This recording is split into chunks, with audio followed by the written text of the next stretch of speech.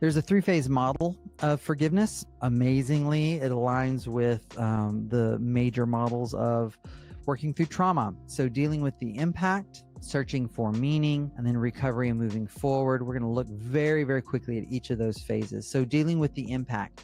What are we talking about here? Well, first, you just got to let the dust settle. You got to let the dust settle, and you've got to know that you're safe and stable right now. Perfect safety? No, I'm not talking about perfect safety. Perfect stability? No, I'm safe enough and stable enough to move to the next one, which will be about meaning, which we'll talk about in a moment. What are some of the things that help with this? Boundaries. How am I protecting myself? What are the choices I can make right now to protect myself? What are the important requests I can make to you to help me feel safe? And then what do you do with those requests, and what choices do I make in light of your choices? I think disclosure is critical here. I've already talked about that a few times in this webinar. I'm not going to repeat that. You've already heard me say what I think about that. Community is also essential in dealing with the impact.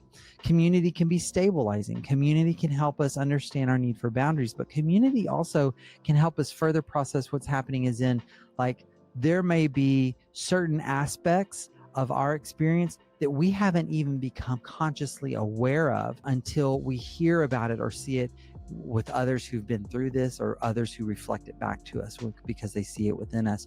Or maybe we have an experience, but we don't have language for it. We don't even know how to name the experience that we're having, but through community, they help us to name that thing. And that naming is so critical and so important for safety and stability. That's that first phase, is dealing with the impact. Second phase is searching for meaning.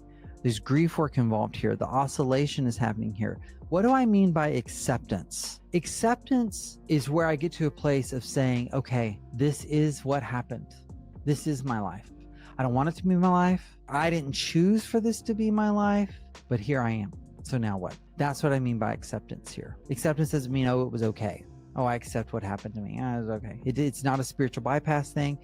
Oh, well, God's sovereign. Okay, well, thanks. But no, do you actually wrestle? I mean, I believe God's sovereign, but there's still a wrestling with, this is my life. And then narrative work. So if this is my life, that means this is my story. Maybe I didn't ever dream that this chapter would be included in my story, but I get to decide what this chapter means for where the story is going. I get to decide that. So that narrative work is how we make sense and make meaning of what has happened to us.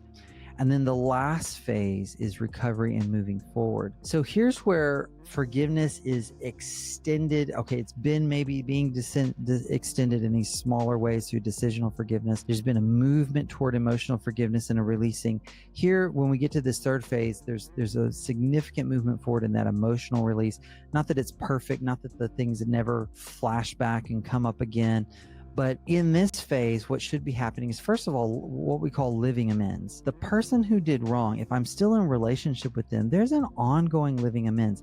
Living amends is not trying to pay the debt I owe. Because let's be real, if you've blown up someone's life, their marriage, their story, you can't repay that. That's not possible. That's unreasonable. You can't repay that. Okay, but what can you do? Well, what you can do is you can show every day that you haven't forgotten and that you have changed and grown and you never want to go back there again. It's not about making up for it fully. It's not about paying back that, because that just won't happen.